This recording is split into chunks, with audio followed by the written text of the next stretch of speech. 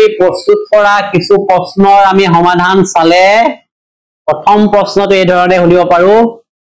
মুদ্ৰাই বিনিময় প্ৰথাত কি সুবিধা আনিলে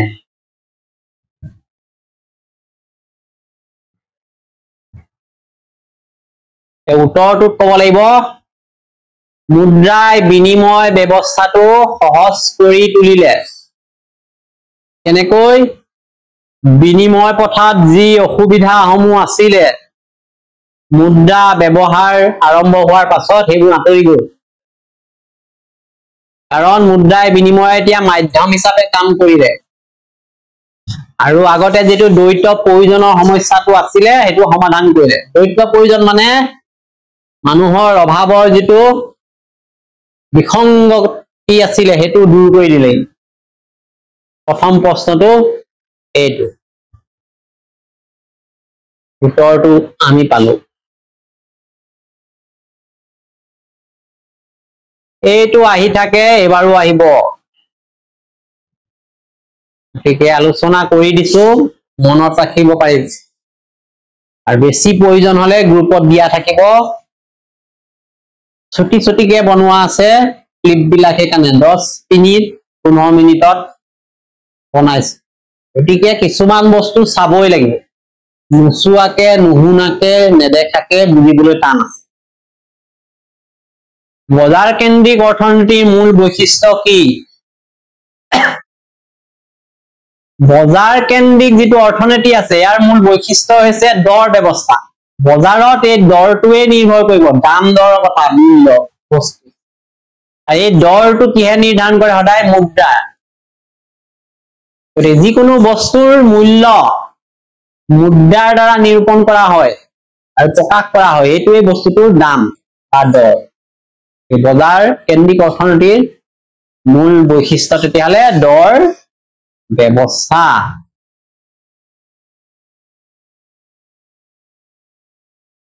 তৃতীয় যেটো প্ৰশ্ন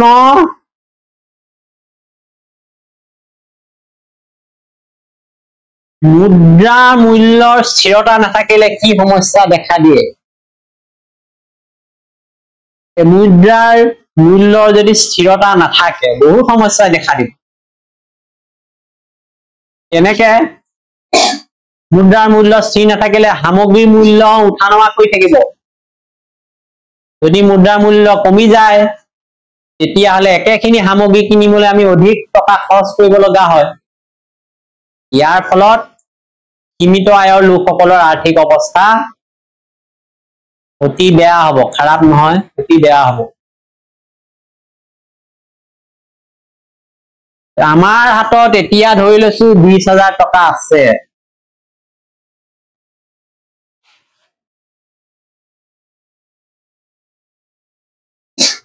যদি মুদ্ৰাৰ মূল্য স্থিৰতা থাকে এই 20,000 টকাই আমি প্ৰয়োজনীয় যথেষ্ট বস্তু লব পাৰিম এই মুহূৰ্তত স্থিৰতা আছে বুলি ভাবিছো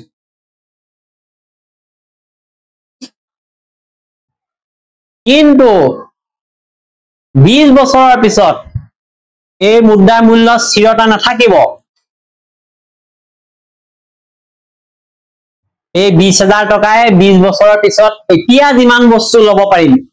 20 বছৰ পিছত ইমান বস্তু লব নোৱাৰিম মাত্ৰ 2-1 বস্তুহে পাম এতিয়া যিখিনি বস্তু লৈছো একে সমান বস্তু আমি 20 বছৰ পিছত ললে এতিয়া 20,000 খৰচ কৰিছো এতিয়া আমি 2 লাখ টকা খৰচ কৰিব লাগিব গতিকে 20,000 টকা ক'ত আৰু 2 লাখ টকা ক'ত গতিকে ইয়াৰ কথাটো কি হল যে স্থিৰতাটো নাথাকে মুদ্ৰাৰ সলনি হৈ থাকে তাৰ কাৰণে আমি ভৱিষ্যতে একেখিনি বস্তু লবলৈ অধিক টকা খৰচ কৰিবলগীয়া হয় আৰু বেছিকৈ অসুবিধা সন্মুখীন হ'ব যিবিলাক লোকৰ সীমিত আয় হয় যাৰ কম ইনকম হয় তেওঁলোক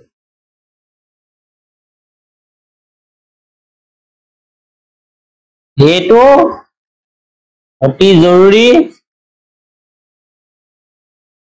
কলা মুদ্ৰা কি আসলতে ইয়াৰ দ্বাৰা কি ক্ষতি হয় আইনসংগত যিবিলাক ব্যৱস্থা আছে তাৰ দ্বাৰা উপাৰ্জিত নোহোৱা যিবিলাক মুদ্ৰা আছে এইবিলাক কলা মুদ্ৰা বোলে আয় বহিৰ্ভূত আয় কলা মুদ্ৰা এটা অৰ্থনৈতিক অপৰাধ যেনে আয়কৰ ফাঁকি দিয়া আৰু ইয়াৰ ফলত কি হয় কলা মুদ্ৰাৰ ফলত চৰকাৰে ৰাজহ হেৰুৱাব লগা হয় আৰু ৰাষ্ট্ৰীয় উন্নয়নত বাধাগ্ৰস্ত হয় এই কলা মুদ্ৰা কি এটা সঘনে আহি থাকে কলা মুদ্ৰাৰ ফলত কি হয় সেইটো আহি থাকে গতিকে আইনসংগত বা আইনসন্মত উপায়ত উপাৰ্জিত নোহোৱা মুদ্ৰাকে কলা মুদ্ৰা ক'ব লাগিব কলা মুদ্ৰা এইটো অৰ্থনৈতিক অপৰাধ এটা অপৰাধ আয়কৰ ফাঁকি দিয়া নিচিনা আৰু এইটো কৰিলে কি হ'ব চৰকাৰে ৰাজহ হেৰুৱাব আমাৰ যিমান বিলাক চৰকাৰী কাম কাজ হয় আমাৰ ৰাজহৰ পৰা হয় গতিকে ৰাষ্ট্ৰীয় উন্নয়নটোত ইয়াৰ পিছত বাধা প্ৰাপ্ত হ'ব বা বাধাগ্ৰস্ত হ'ব গতিকে এইটো প্ৰশ্ন অতি জৰুৰী পৰীক্ষা দৃষ্টিকোণৰ পৰা মুদ্ৰাৰ অপব্যৱহাৰৰ ফলত সমাজত কি সমস্যাৰ সৃষ্টি হৈছে গতিকে আমাৰ সমস্যা সমাজত সৃষ্টি হোৱাৰ মূল কাৰণটো হ'ল মুদ্ৰা মানুহে যি কৰি আছে যি কামেই নকৰক উদ্দেশ্য এটাই টকা ঘটিব লাগে উদ্দেশ্য এটাই মুদ্ৰা পাব লাগে আৰু সেইটো নাপালে মানুহে কামটোৰ প্ৰতি ইচ্ছা প্ৰকাশ নকৰে কিন্তু যদি এই মুদ্ৰাৰ কথাটো আহি যায় এতিয়া সকলো মানুহে কাম কৰে সকলো মানুহে এক্টিভ হৈ যায় সকলো মানুহে ব্যস্ত হৈ যায় মানে টকা পাব বা মুদ্ৰা লাভ কৰিব কিন্তু এই মুদ্ৰাটো অপব্যৱহাৰ কৰিলে সমাজত সমস্যাৰ সৃষ্টি হৈছে ইয়াত দিছে এতিয়া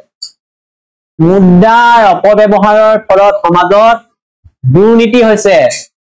অনিয়ম হৈছে অবিচাৰ হৈছে সামাজিক বৈষম্যৰ সৃষ্টি হৈছে কাৰণ মুদ্ৰা আহৰণৰ লোভত পৰি মানুহে নৈতিকতা হেৰুৱাইছে যাৰ ফলত সামাজিক মূল্যবোধৰ অৱক্ষয় ঘটে আমি দেখিছো দৈনিক ঘটনা হৈছে হত্যাকাণ্ড হৈছে মানুহে মানুহক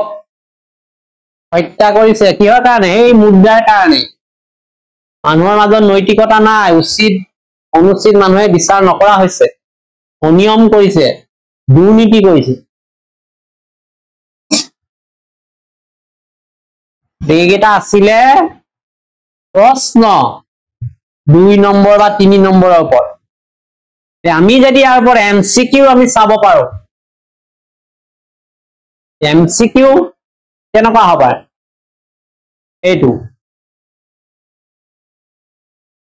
লাইন একেটাই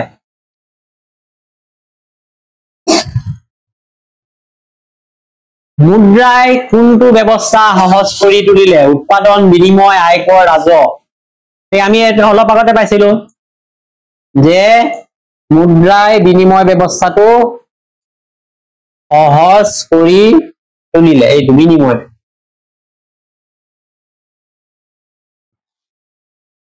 বিনিময় প্ৰথাৰ মুখ্য অসুবিধাটো ক'ত আছিলে দ্বৈত প্ৰয়োজনৰ সমস্যা আছিলে এইটো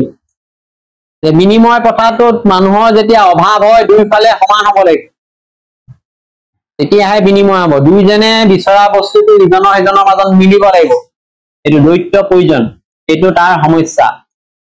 এইটো বাচিব লাগিব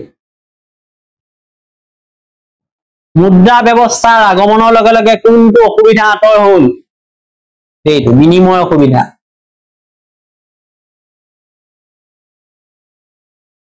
এইটো এতিয়া বজাৰ কেন্দ্ৰিক অৰ্থনীতিত উৎপাদন প্ৰক্ৰিয়া কিহে নিৰ্ধাৰণ কৰে বজাৰৰ চাহিদা আৰু যোগানে মূল্য দৰ প্ৰকাশ কৰিবলৈ কি ব্যৱহাৰ কৰা হয় বস্তুৰ যে মূল্য বা দৰ আমি প্ৰকাশ কৰো কিহত প্ৰকাশ এই মুদ্ৰাত প্ৰকাশ কৰো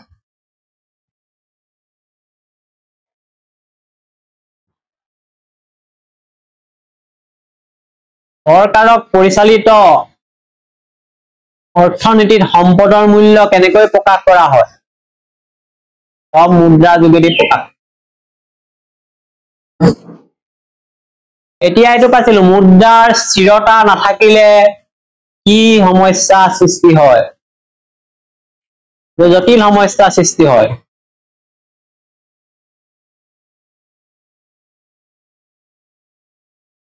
মুদ্ৰাৰ মূল্য যেতিয়া হ্ৰাস পায়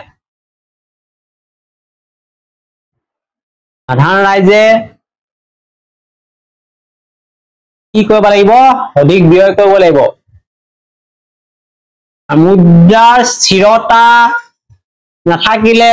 কোন শ্ৰেণীৰ লোক বেছিকৈ ক্ষতিগ্ৰস্ত হয় পদুমি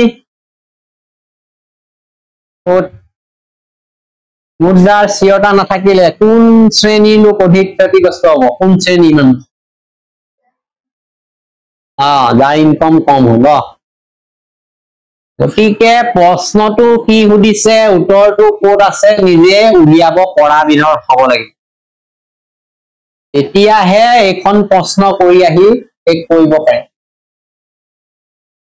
এমচিকিউ পেপাৰত 45টা প্ৰশ্ন এনেকুৱাই টান আহে বুজিবলৈ টান আছে উত্তৰ বাছতেই বহুত সময় লাগিব আগতে প্ৰেক্টিচ কৰি যোৱাটো সেইকাৰণে অতি জৰুৰী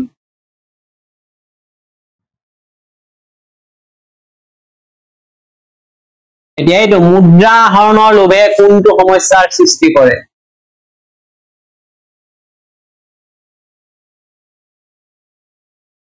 সামাজিক বৈষম্য সৃষ্টি ইয়াৰ ফলত কি হ'ব দুৰ্নীতি হ'ব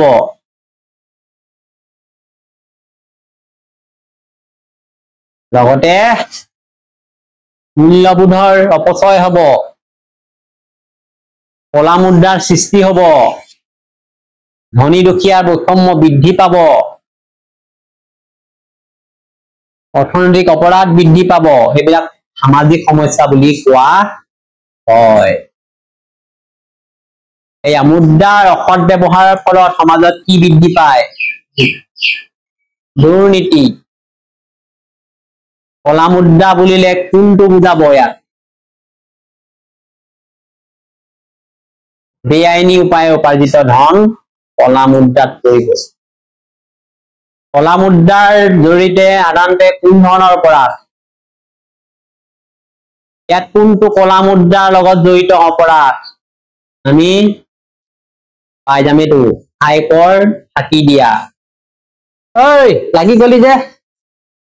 হা